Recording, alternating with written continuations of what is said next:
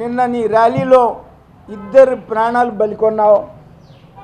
ఇంకో పోలసాని జయవర్ధన్ రెడ్డి, చిల్లి సింగయ్య వీళ్ళిద్దరు ప్రాణాలు బలికొన్నావు నీ అరాచక ర్యాలీ వల్ల, నీ పైశాచిక ప్రవర్తన వల్ల. అలాగే అన్నం పున్నమ్మ అనే ఆమెకి భృగుబండ విలేజ్ ఆమె కూడా లెగ్ ఫింగర్స్ ఫ్రాక్చర్ అయ్యి హాస్పిటల్లో ఉన్నటువంటి పరిస్థితి. నువ్వు ప్రజాస్వామ్యాన్ని గురించి మాట్లాడుతుంటే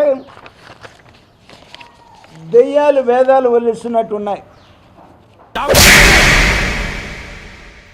జగన్ సత్తెనపల్లి టూరు అంటే వ్యతిరేకులు కూడా మాట్లాడుకుంటున్న వేళ జగన్ గురించి ఇంత క్రౌడ్ వచ్చిరు అని చెప్పేసి.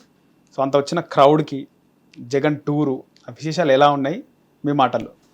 అనుకూల మీడియా అనగానే మీరు నవ్విన నవ్వు వాళ్ళు అనుకూలంగా ఉన్నట్టుగా అనిపిస్తూ దాన్ని విశ్లేషిద్దామని అనిపించింది. ఎందుకంటే అనుకూల మీడియా ప్రతికూల మీడియా అన్న దగ్గర మిగిలాడి జర్నలిస్టులు కూడా అనుకూల మీడియా ప్రతికూల మీడియా అనడం సముచితం కాదంటాను. ఎందుకంటే వాస్తవాన్ని వాస్తవంగా చెప్పేవాళ్ళు చెప్తున్నాం కదా సార్. నేను చెప్పేది అదేనండి, వాస్తవాన్ని వాస్తవంగా చెప్పే జర్నలిస్టుల్లో కొంతమంది ఉంటారు, అందులో నరేష్ ఉంటాడు నాకు బాగా తెలుసు. తప్పకుండా. ఎందుకంటే వాస్తవాన్ని వక్రీకరించి చెప్పే వాళ్ళ గురించి అయితే నేను చెప్పలేను, మీరు కూడా దాన్ని విశ్లేషించరు ఈ జన్మకు కూడా. ఎందుకంటే అభూత కల్పనలను వాళ్ళు చెప్పిందే. అలా గంగతో రాంబాబు సినిమాలో బ్రహ్మానందం గల్లా కూర్చున్న వరకు మనం ఎవరో ఏం చేయలేము. వాడు ఒక preconceived concept oriented stories narrate చేసి అవి ప్రజల్లోకి ఇంజెక్ట్ చేసి దానిలోంచి రెసిప్రోకేటివ్ యాటిట్యూడ్లో ఎక్స్పెక్టేషన్స్ పెంచుకొని మాట్లాడుతున్నారు. మీకు సింపుల్ ఎగ్జాంపుల్ చెప్తా. ముందు రోజు అసలు ఆ నెరేషన్స్ ఎట్లా ఇచ్చారంటే ఏదో యాజ్ ఇఫ్ అన్నట్టుగా. మనకు చూడండి చిన్నప్పుడు తాతలు మామలు ఇంట్లో పడుకోబోయే ముందు మనకి కాకమ్మ కథలు చెప్పి పడుకోబెట్టేవారు. అలా వీళ్ళు ఆల్రెడీ ప్రజల్ని ఒక నెగిటివ్ ట్రాన్స్లోకి తీసుకెళ్ళి ఒక కథని పోర్ట్రేట్ చేసి నెక్స్ట్ వన్కి డేకి అది వాస్తవానికి దగ్గరగాను విరుద్ధంగాను. ఇప్పుడు వాళ్ళ స్క్రిప్టెడ్ ప్రోగ్రాంలో నిన్న రామారెడ్డి గారిని కూర్చోబెట్టి గౌరవ క్యాబినెట్ మంత్రి గారిని జగన్మోహన్ రెడ్డి దాంట్లో ప్రమాదంలో 2 చచ్చిపోయారని పుట్టని కబుర్లు చెప్పారు. ఇవాళ 7 కేసులు పెట్టారు. 7 కేసుల్లో పెట్టినాడు ఆ ప్లకార్డు చూపించినాడు. తీరా చూస్తే రామకృష్ణ అన్నాడు రవితేజ ఆ కుర్రాడేమో ఇటు తిప్పి తెలుగుదేశం అన్నట్టు. సో ఇవన్నీ ఎందుకు చెప్తున్నానంటే చనిపోయిన ఇద్దరిలో ఒకడు గౌరవ ఎస్పీ గారు క్లస్టర్ లీడర్ గారు చెప్పారు ఏమని, కాన్వాయ్లకు సంబంధం లేదు, వేరే ప్రైవేట్ వాహనంలో ఆయన యాక్సిడెంట్కి గురయ్యాడని.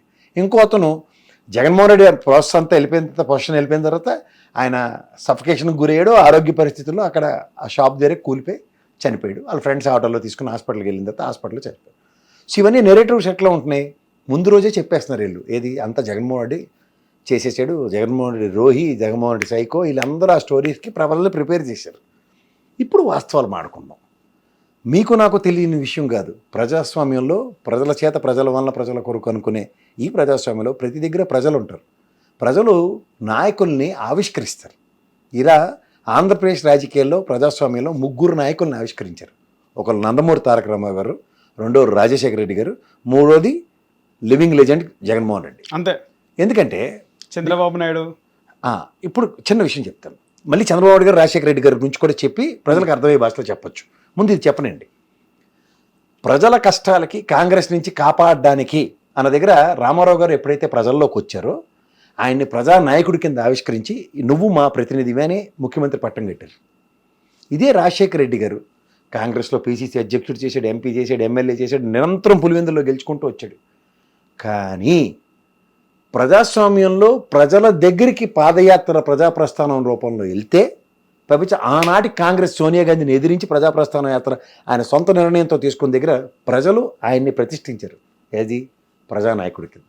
అలా జగన్మోహన్ రెడ్డి గారు కూడా పార్టీ తనంతట తానే పెట్టుకుని తను ప్రజల్లోకి ఎప్పుడైతే పాదయాత్ర చేసేదాకా ముఖ్యమంత్రి చేయలేదు. మీరు గమనించండి. ఇక్కడ మీరు ఇప్పుడు చంద్రబాబు నాయుడు గారి గురించి రాజశేఖర రెడ్డి గారి గురించి ఒక విషయం ఆడాలి. రాజశేఖర రెడ్డి గారు ఎప్పుడైతే పాదయాత్ర చేసేదాకా ఆయన్ని ప్రజానాయకుడి కింద గుర్తింపు లేకుండా ప్రజానాయకుడి కింద గుర్తించిన తర్వాత ముఖ్యమంత్రి అయ్యాడు.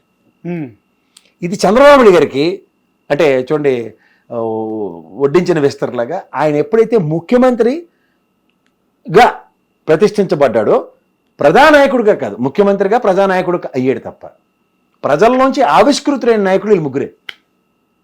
ఈ తేడా గమనించండి ఎవరు.